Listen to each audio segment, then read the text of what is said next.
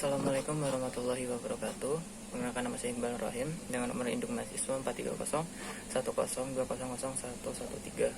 Di sini saya akan menganalisis suatu berita pada timeline IDN News atau bisa disebut salah satu platform web, yaitu tentang berita tentang pengeroyokan Ade Armando yang belum lama ini. Dalam TikTok juga ada video kurang lebih durasi 1 menit lebih.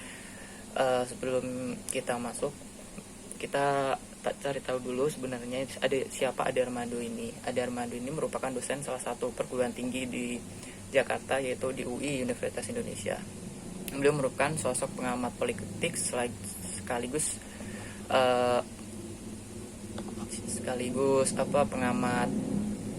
pengamat dalam demo belum lama ini. Kenapa bisa terjadi berita ini terjadi akibat Ade Armando mengikuti salah satu demo yang terjadi di Jakarta di depan gedung DPR MPR RI, yaitu pada tanggal 11 bulan 4 tahun 2022, berarti bulan sekarang, yaitu April. Ade Armando ini dipukuli oleh oknum demonstran hingga babak belur saat dirinya tengah mengamati demo mahasiswa menolak wacana penundaan pemilu dan wacana presiden 3 periode. Bahkan ada berada kondisi celananya dilucuti oleh massa ricuh tersebut saat diamankan oleh polisi. Dalam analisis hukum etika jurnalistik yang saya tahu, yaitu ada hukum etika jurnalistik, yaitu ada 11. Di sini pasal 1, yaitu wartawan Indonesia bersikap independen, menghasilkan berita yang akurat, berimbang, dan tidak beretikat buruk. Pasal kedua, yaitu wartawan Indonesia menempuh cara-cara yang profesional dalam melaksanakan tugas jurnalistik. Dari kedua pasal ini semuanya mencakup kedua etika jurnalistik dalam proses pengambilan berita tersebut. Yang ketiga, wartawan Indonesia selalu menguji informasi, memberitakan secara berimbang, tidak mencampur fakta dan opini yang menghakimi, serta menerapkan asas praduga tak bersalah. Pasal keempat, wartawan Indonesia tidak membuat berita bohong, fitnah, sadis, dan cabul. Pasal kelima, wartawan Indonesia tidak menyebutkan dan menyiarkan identitas korban kejahatan susila dan tidak menyebutkan identitas anak yang menjadikan pelaku kejahatan. Yang poin ketiga sampai keempat ini sampai kelima, menurut saya dalam etika jurnalistik tidak benar, karena di sini beliau merupakan salah satu tokoh ternama di Indonesia. Siapa yang tidak kenal oleh Ade Armando? Beliau merupakan salah satu pengamat politik. Jadi wartawan di sini menurut saya kode etik jurnalistik menurut saya kurang bijak ya, karena di sini sebenarnya bukan salah wartawan juga, karena beliau merupakan salah satu orang ternama.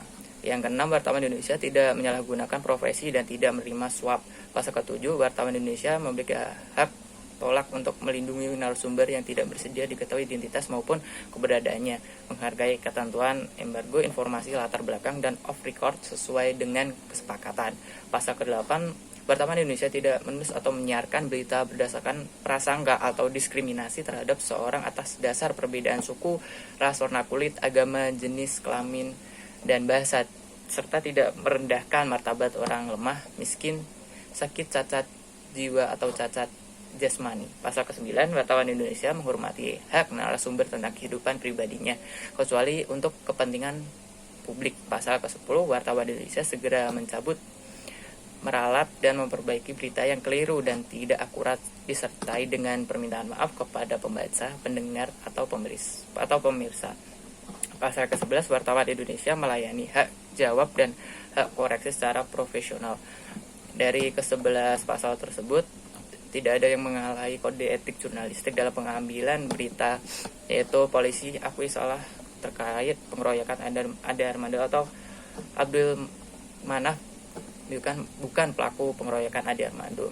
Berita tersebut saya ambil dari IDN News. Jadi yang saya ambil di sini yaitu dari agama kita, yaitu tentang Quran Al-Maidah ayat 5, yaitu hai orang-orang beriman, jadilah kamu penegak keadilan sebagai saksi-saksi karena Allah, dan janganlah kebencian orang kepadamu membuat kamu berlaku tidak adil. Berlakulah adil, itu lebih dekat kepada takwa, dan bertakwalah kepada Allah. Allah tahu benar apa yang kamu kerjakan. Kenapa saya mengambil hadis tersebut atau ayat tersebut? Karena di sini yang terjadi pada Ade Armando yaitu pengeroyokan, yaitu main hakim sendiri.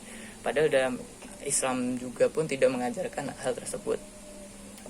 Yes, yang kedua hadis yang saya ambil yaitu Quran An-Nahl ayat 16, yaitu Allah memerintah berbuat adil, mengajarkan amal kebaikan, bermurah hati kepada kerabat, dan ia melarang melakukan perbuatan keji, mungkar, dan kekejaman.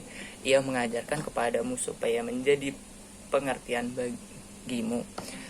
Berita Ade Armando atau berita pengeroyokan Ade Armando merupakan salah satu berita hoax atau strike news, merupakan berita yang sangat menggemparkan karena beliau merupakan sosok yang ternama, salah satu dosen di perguruan tinggi yaitu Universitas Indonesia, yang ternyata dikeroyok pasal demo kemarin, yaitu demo 3 periode atau presiden 3 periode.